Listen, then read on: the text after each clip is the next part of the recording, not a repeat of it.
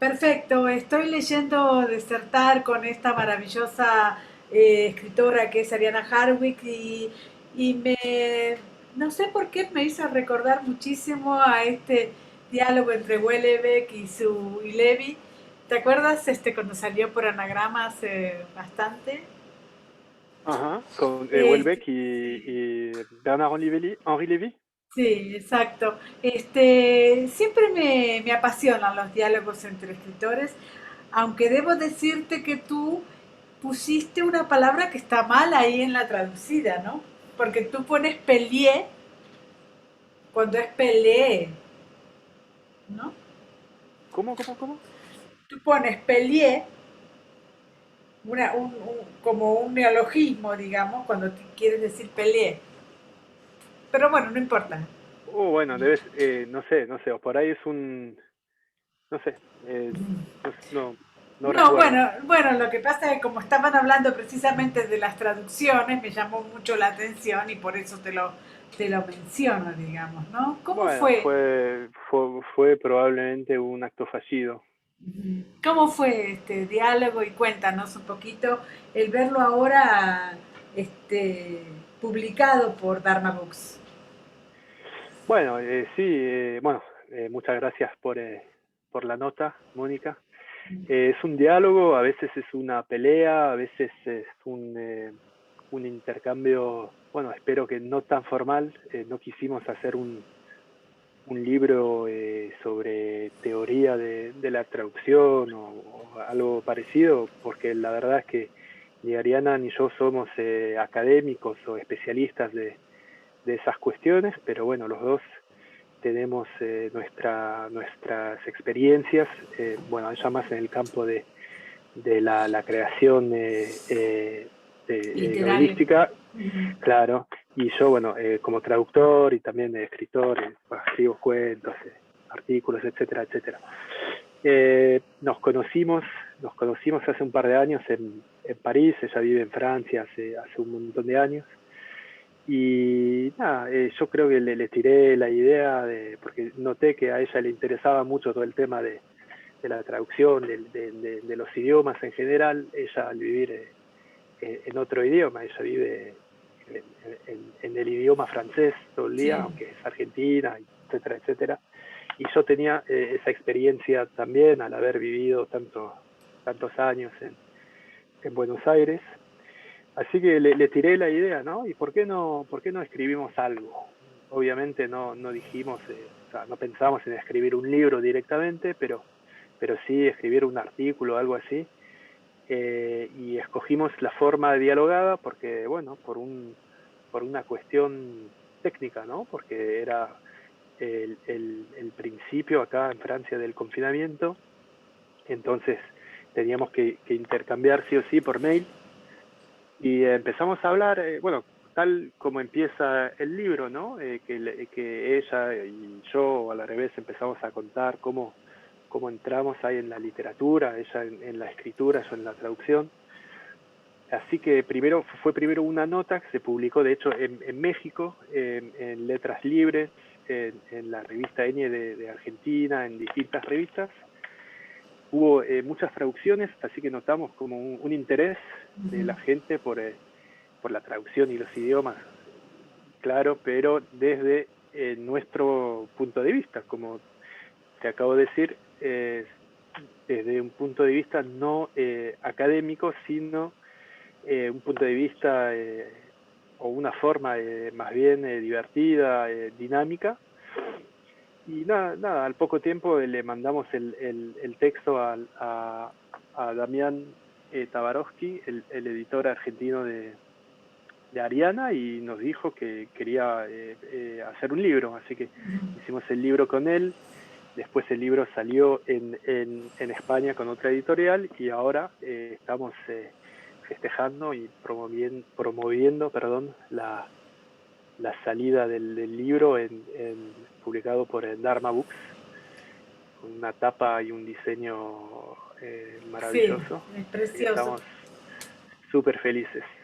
Ayer pensaba precisamente en ustedes, escuchando en la gran librería a Santiago Amigorena, esta cosa de este, decir, soy un escritor francés, pero he nacido en Argentina y al revés, me parece que hay como ciertos índices que nos hacen a todos argentinos en determinado momento, digamos, ¿no?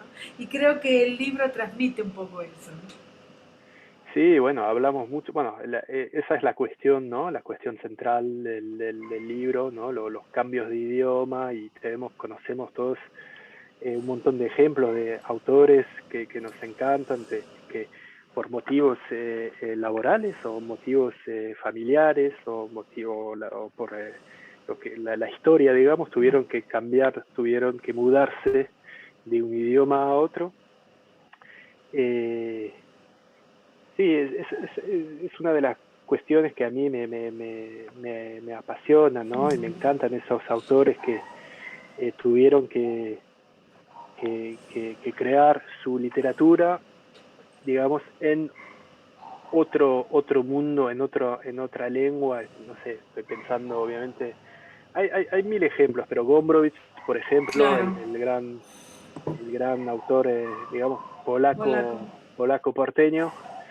Y bueno, hay un montón de ejemplos. Y bueno, justamente digamos, uno de los puntos en común que tenemos con Ariana es que los dos tenemos esas trayectorias simétricas, a la vez simétricas y bien, bien distintas, de haberse mudado a otro país y estar viviendo, bueno, en mi caso en la lengua española porteña, porque sí, a los 30 años más o menos me fui, huí, deserté, me fui de Francia muy enfadado con mi vida, con todo el mundo y decidí así, del día a la mañana, no hablar más, no hablar, no hablar más francés.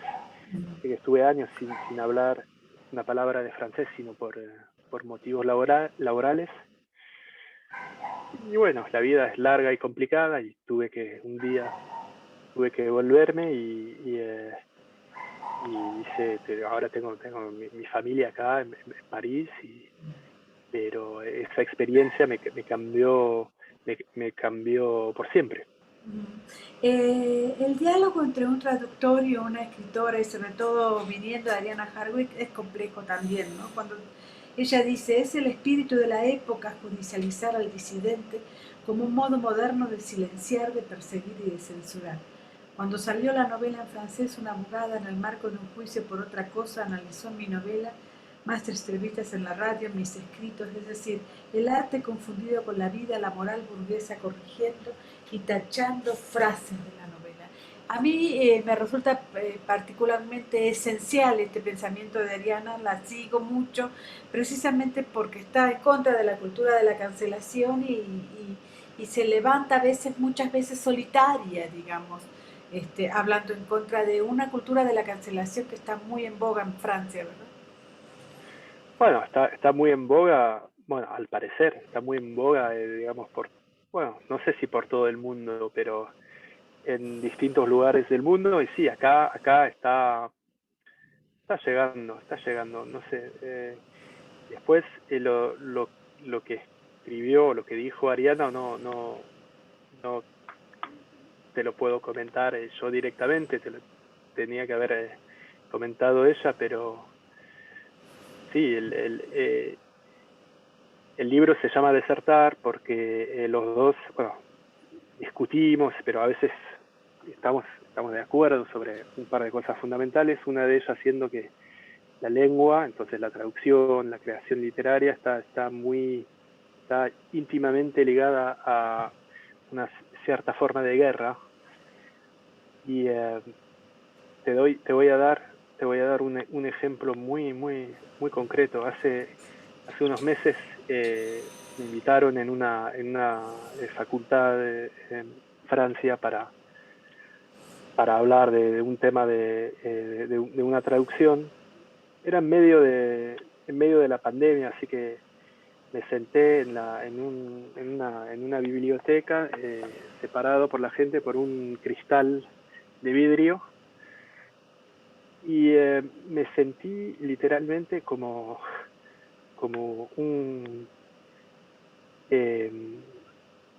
un criminal de guerra en un juicio. Me interrogaba un especialista, un académico especialista en epistemología cósmica, y retomaba, no sé qué traducción, y me decía, sí, señor, pero usted escribió o tradujo eso de tal forma cuando lo podía haber hecho de otra forma, y me sentí, como te acabo de decir, como en un juicio. Cuando uno, a lo que hoy es eso, cuando uno se mete en el tema del idioma, se expone a, digamos, este, a reacciones, no sé, te iba a decir salvajes, pero el trabajo sobre la lengua es, es una guerra, no hay Sí, ninguna duda. lo que dices que es una guerra, pero también a veces pienso que es un servicio también. Yo soy monolingüista, entonces no hablo ningún otro idioma y no podría haber leído la cantidad de cosas que he leído y que pienso leer todavía, sin traductores, digamos, ¿no? Entonces para mí también hay como un tema de servicio que a veces los mismos traductores no logran ver, digamos. No, me parece, no, estoy totalmente de acuerdo con vos, es una obviedad. Es una obviedad.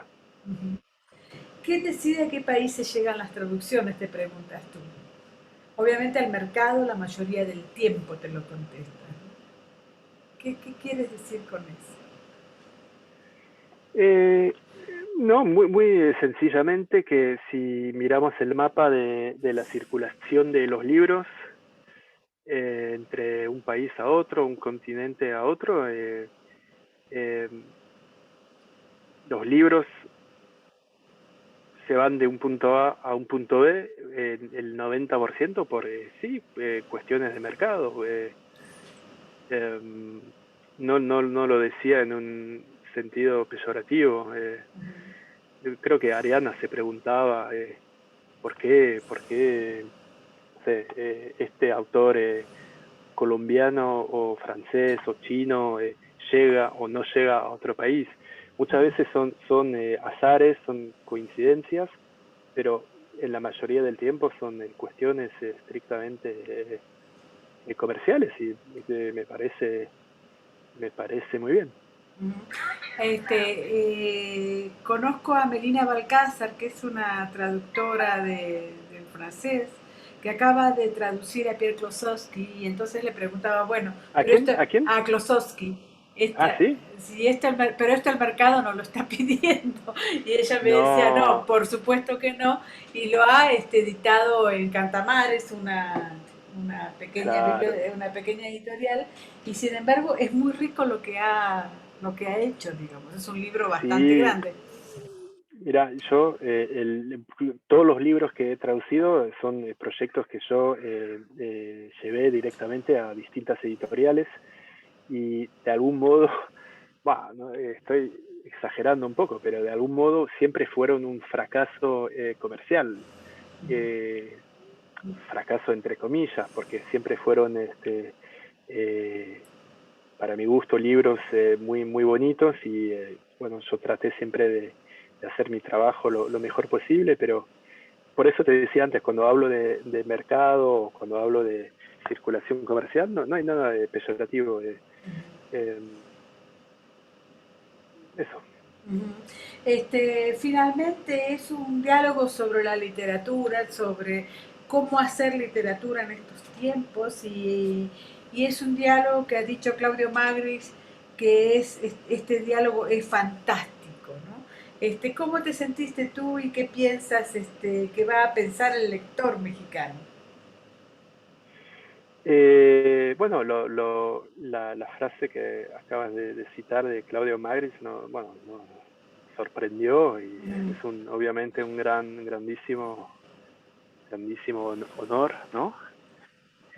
Claudio Magris, bueno, para mí, bueno, supongo que para Ariana también, es uno de los grandes maestros de nuestra época. Ahora, me estás preguntando acerca de la recepción del libro, bueno, en general o en México. A mí siempre me sorprende muchísimo, ¿no?